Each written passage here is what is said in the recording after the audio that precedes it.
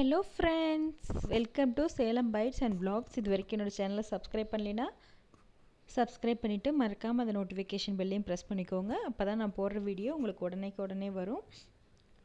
இப்போ இந்த வீடியோவில் நம்ம என்ன பார்க்க போகிறோம் அப்படின்னு பார்த்தீங்கன்னாங்க, ஒரு ப்ரோட்டீன் ரிச் டயட் தாங்க பார்க்க போகிறோம். என்னென்னு பார்த்தீங்கன்னா பீனட் வேர்க்கடலை உருண்டை பார்க்க போகிறோம். அதுக்கப்புறம் தக்காளி கடையில் எப்படி பண்ணுறதுன்னு பார்க்க போகிறோம். வாங்க வீடியோக்குள்ளே போகலாம்.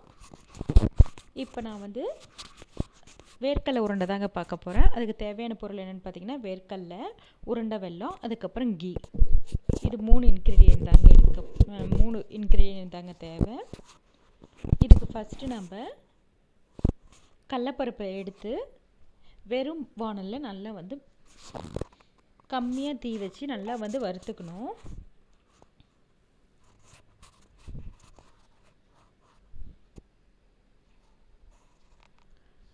அப்போ தான் தீயாத ஒன்றை பார்த்த மாதிரி எல்லாம் நல்லா வறுபடும். ரொம்ப ஃப்ளேம் அதிகமாக வச்சிங்கன்னா ஒரு சில பருப்பு தீஞ்சு போயிடுங்க. கம்மியான தீயில் வச்சு நல்லா வறுத்து எடுத்துக்கலாம். பாருங்கள், இந்த அளவுக்கு வறுத்தா போதும். கிட்டத்தட்ட இது வறுக்கிறதுக்கு ஒரு 10 நிமிஷம் ஆகுங்க. பொறுமையாக வருங்க. அப்போ தான் நம்மளுக்கு சூப்பராக வரும். இப்போ நம்ம வறுத்தாச்சு. இப்போ நம்ம வறுத்த பருப்பை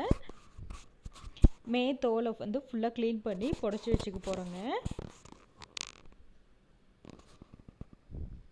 இப்போ நான் எவ்வளோ மெஷர்மெண்ட் எடுத்திருக்கேன் அப்படின்னு பார்த்தீங்கன்னா, 2 கப் எடுத்துக்கிறேங்க. வேர்க்கடலை தோல் ஃபுல்லாக கரெக்டாக வர மாதிரி நல்லா இப்படி இது பண்ணி எடுத்துக்கோங்க.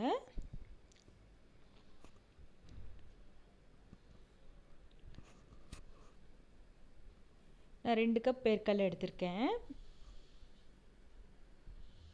இதுக்கு 2 கப்பு வெல்லம் எடுத்திருக்கேங்க. இது எனக்கு கரெக்டாக இருக்கும். நான் ஸ்வீட் சாப்பிடுவேன். உங்களுக்கு இன்னும் குறைச்சி வேணும் அப்படின்னு எடுத்திங்கன்னா நீங்கள் ஒரு 1.5 கப் இப்படி எடுத்துக்கோங்க. நான் 2 கப் வேர்க்கடலைக்கு 2 கப்பு உருண்டை வெல்லம் எடுத்திருக்கேங்க. உருண்டை வெல்லத்தை நல்லா அருவாமனையில் குட்டி குட்டி பீசஸாக கட் பண்ணி வச்சுருக்கேன். நீங்கள் வேணும்னா ஒரு சுற்றி வச்சோ இது நம்ம தூளாக நீங்கள் பொடி பண்ணி வச்சுக்கலாம். அப்போ தான் நம்மளுக்கு மெஷர்மெண்ட்டு கரெக்டாக தெரியும். ஃபஸ்ட்டு நம்ம என்ன பண்ணலாம் அப்படின்னு பார்த்தீங்கன்னா, வேர்க்கடலை நம்ம 2 பிட்டாக போட்டு நல்லா பொடி பொடியாக ஃபஸ்ட்டு வேர்க்கடலையை அரைச்சி எடுத்துக்கலாம்.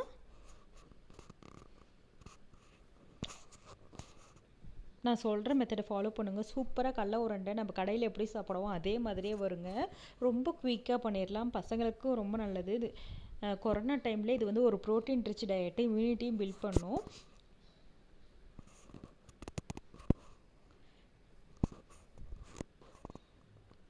ரொம்ப நைஸாக அரைக்கணும் அப்படிங்கிறதுலாம் இல்லைங்க. இந்த அளவுக்கு அரைச்சிங்கன்னா போதும். கொஞ்சம் நரன்றது தான் நல்லா டேஸ்ட்டாக நல்லாயிருக்கும்.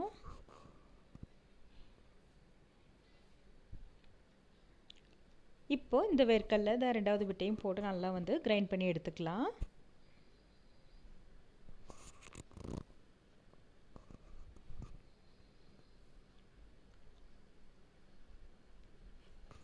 வேர்க்கடலை வறுத்து வச்சுட்டு அதுக்கப்புறம் ஒரு 10 நிமிஷத்தில் பண்ணிடலாங்க. வறுத்துட்டு மேலே தோல் எடுத்து பண்ணுங்கள். இப்போ வேர்க்கடலை நல்லா பொடியாக பண்ணியாச்சுங்க. இதை நம்ம ஒரு பவுலுக்கு ட்ரான்ஸ்ஃபர் பண்ணிடலாம். இப்போ அடுத்து இந்த வெல்லம் இருக்குது இல்லைங்களா, வெல்லம் 2 பிட்டாக போட்டு நம்ம அரைச்சி எடுத்துக்கலாம். நம்ம வெல்லத்திலே நல்லா மாய்ச்சர் இருக்கும், நல்லா ஈரப்பதம் இருக்கிறதுனால நம்ம வெல்லத்தை போட்டு நம்ம கிரைண்ட் பண்ணும்பொழுது அதிலே பிசு பிசுன்னு வருங்க. ஈரப்பதமாக இருக்கும். நம்ம அதிலே வேர்க்கடலை போட்டு லைட்டாக கீ விட்டு உருண்டையாக பிடிச்சிக்கலாம்.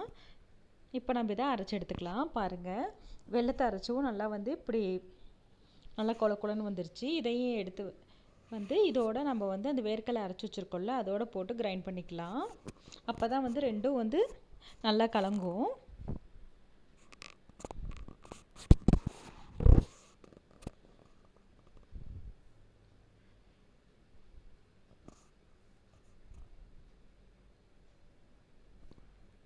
இப்போ நம்ம அரைச்சதை ஒரு பவுலுக்கு ட்ரான்ஸ்ஃபர் பண்ணிடலாம்.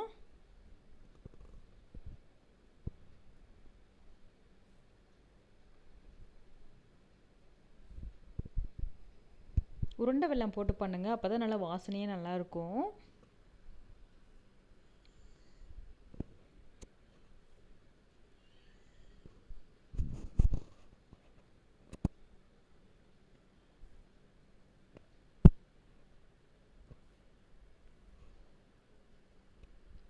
இப்போ வந்து மீதி இருக்க வெல்லத்தையும் போட்டு நல்லா மிக்சியில் நல்லா அரைச்சிக்கலாங்க.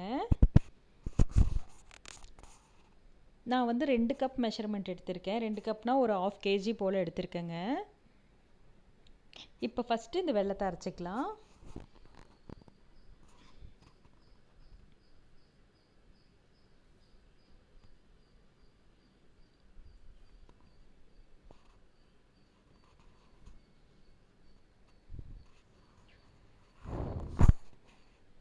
இப்போ இந்த வெல்லத்தோடையே வேர்க்கடலையும் போட்டு இப்போ அரைக்கலாம்.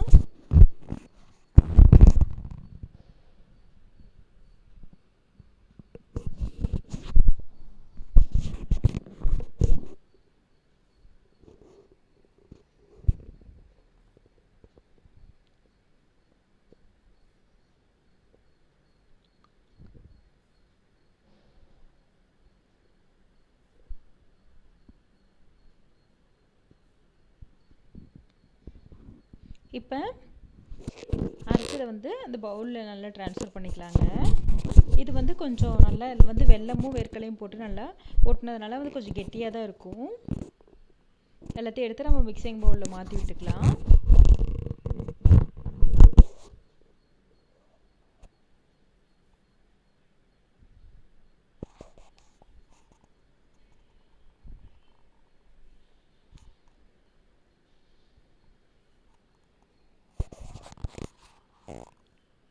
இப்போ வந்து அந்த வெல்லமும் வேர்க்கடலையும் ஒரு சிலது கலங்காததையும் நல்லா கலக்கிற மாதிரி வந்து நல்லா மிக்ஸ் பண்ணி விட்டுக்கோங்க.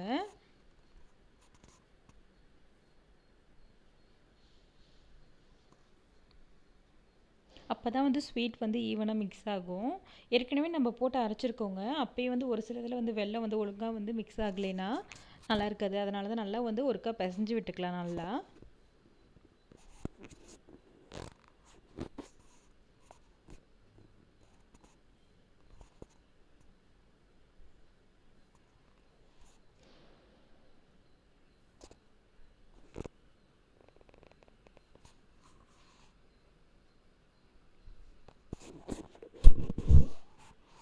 இது வந்து பண்ணுறது ரொம்ப ஈஸிங்க. பசங்களுக்கு டெய்லி ஒரு உருண்டை கொடுக்கறதுனால ப்ரோட்டீன் ரிச்சு, ரொம்ப நல்லது. இதில் நிறைய சத்துக்கள் இருக்குங்க. கொரோனா டைமில் ப்ரோட்டீன் ரிச்சாக தான் எடுத்துக்க சொல்லியிருக்காங்க. இது மாதிரி உருண்டை செஞ்சு வச்சுட்டு டெய்லி ஒவ்வொரு உருண்டையாக சாப்பிட்டோம்னா ரொம்ப நல்லதுங்க. இப்போ வந்து நல்லா இதை வந்து நல்லா மிக்ஸ் பண்ணி விட்டாச்சு.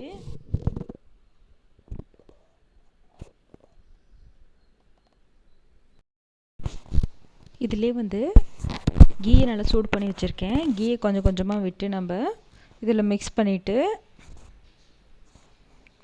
இதிலே வந்து வெல்லம் விட்டதுனால இதிலே ஈரப்பதம் இருக்குங்க. அதனால் நம்ம வந்து அதிகம் வெல்லம் ஆட் பண்ண தேவையில்ல, அதிகம் கீ ஆட் பண்ண தேவையில்ல. ஒரு 3 ஸ்பூன் தான் நான் ஆட் பண்ணியிருக்கேன். நம்ம கையில் வந்து நெய்யை தொட்டுட்டோம். 2 கையில் நல்லா அப்ளை பண்ணிக்கிட்டு அதுக்கப்புறம் உருண்டையாக உருட்டி எடுத்துக்கலாம்.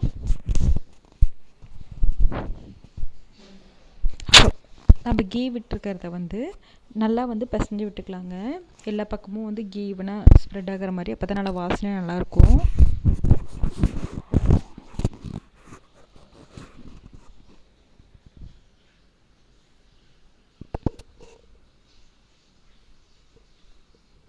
இப்போ மிக்ஸ் பண்ணி விட்டாச்சு. இப்போ நம்ம உருண்டையாக உருட்டி எடுத்துக்கலாம்.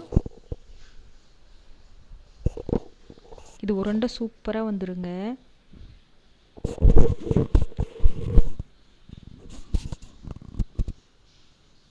பாருங்கள் இவ்வளோ முள்ளும் சூப்பராக எவ்வளோ அருமையாக வந்திருக்குன்னு. நம்ம கடையில் வாங்குவோம்ல அதே மாதிரியே இருக்குது கடல உருண்டை.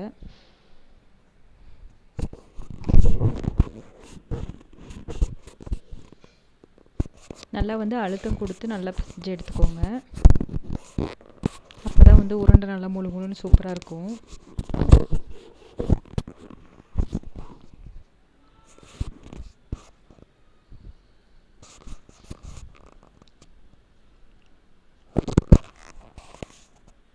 நம்ம இதே மாதிரி எல்லா உருண்டையும் வந்து பிடிச்சி எடுத்துக்கலாம்.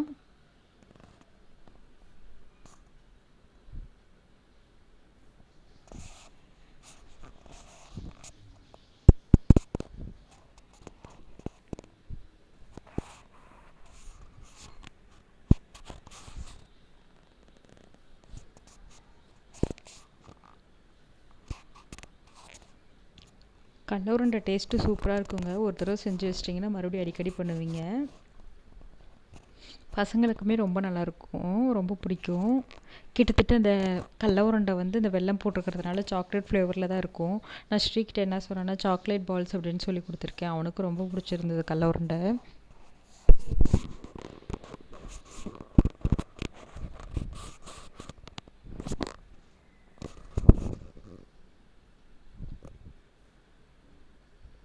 நீங்கள் வேணும்னா அப்பப்போ நெய் வந்து வரன்னு இருந்துச்சுன்னா லைட்டாக வந்து கீ அப்பப்போ விட்டுட்டு உருண்டையை பிடிச்சி எடுத்துக்கோங்க.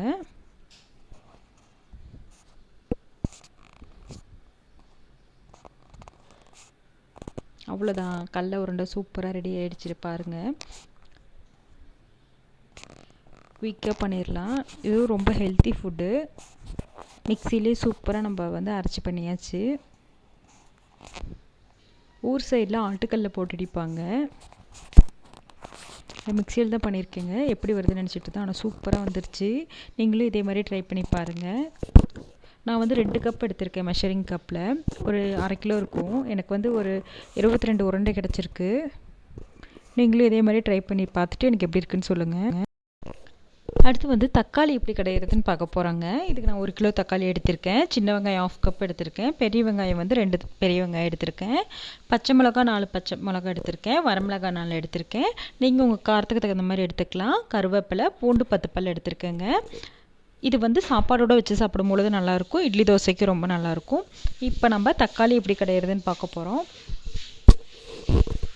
இப்போ நம்ம கடாய் வந்து சூடாகிட்டுருக்கு. இதில் வந்து ஒரு 2 டீஸ்பூன் ஆயில் ஊற்றிக்கலாம்.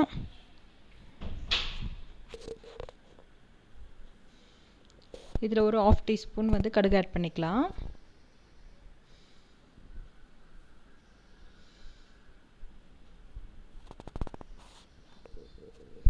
கடுகு நல்லா பொரியட்டும். அதுக்கப்புறம் வந்து பச்சை மிளகாய் ஆட் பண்ணிவிட்டு கருவேப்பிலை ஆட் பண்ணிக்கலாம். நல்லா பொரியட்டும். அதுக்கப்புறம் பூண்டு நல்லா போட்டு வதக்கி விட்டுக்கலாம். அப்போ தான் நல்லா வாசனையாக இருக்கும். அதுக்கப்புறம் வெங்காயம் ஆட் பண்ணிக்கலாம். வெங்காயம் நல்லா வந்து எண்ணெயில் நல்லா வதங்கும் பொழுது நல்லா நம்மளுக்கு டேஸ்ட்டு கொடுக்கும்.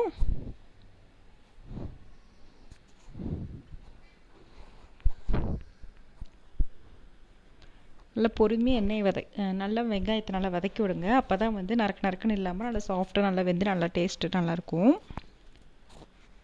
இப்போ இந்த ஸ்டேஜில் நம்ம தக்காளி ஆட் பண்ணிக்கலாம். தக்காளி கடையிறதுக்கு எப்பயுமே வந்து நாட்டு தக்காளி எடுத்துக்கோங்க. அப்போ தான் நல்லாயிருக்கும். நல்லா பழுத்து தக்காளி எடுத்துக்கோங்க.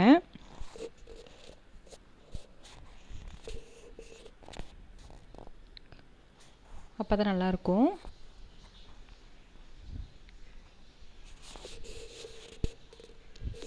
தக்காளியிலே நிறைய தண்ணி விடுங்க. கொஞ்சம் வேகட்டும். அதுக்கப்புறம் கூட நம்ம பார்த்துட்டு வேணா வந்து தண்ணி ஆட் பண்ணிக்கலாம்.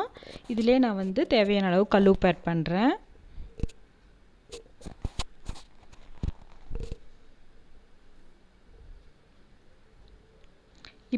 இப்போ வந்து நல்லா மிக்ஸ் பண்ணி விட்டுக்குங்க. நல்லா மிக்ஸ் ஆகட்டும்.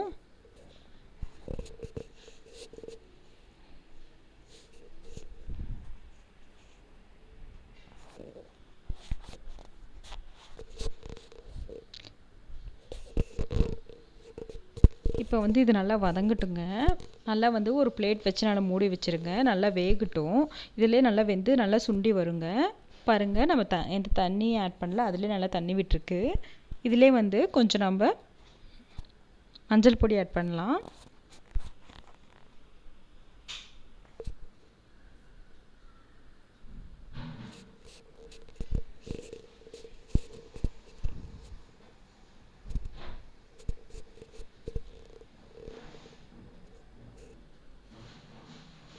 இதிலே வந்து நான் ஒரு டம்ளர், சின்ன டம்ளர் டீ குடிப்போம்ல, அந்த டம்ளரில் ஒரு டம்ளர் வந்து தண்ணி ஆட் பண்ணியிருக்கேங்க. நல்லா வேகட்டும். தக்காளி வந்து எந்த அளவுக்கு நல்லா வேகுதோ அப்போ தான் வந்து நல்லா பச்சை வாசனை இல்லாமல் நல்லா வந்து டேஸ்ட்டாக நம்மளுக்கு வந்து சூப்பராக இருக்கும்.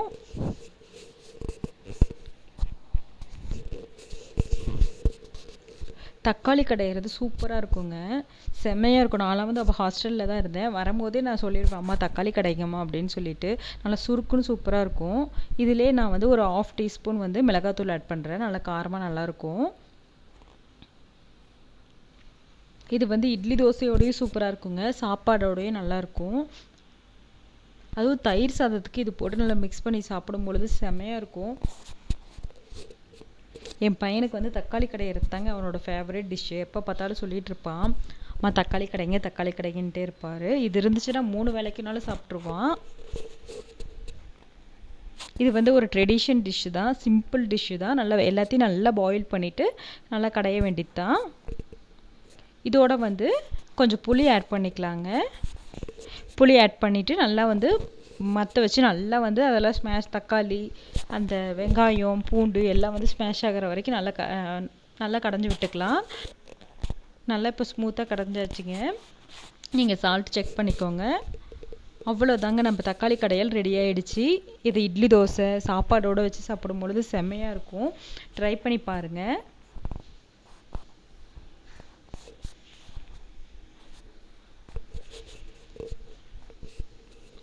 இப்போ நாங்கள் சாப்பிட போகிறோம். சாப்பாடு வித்து தக்காளி கடையல்.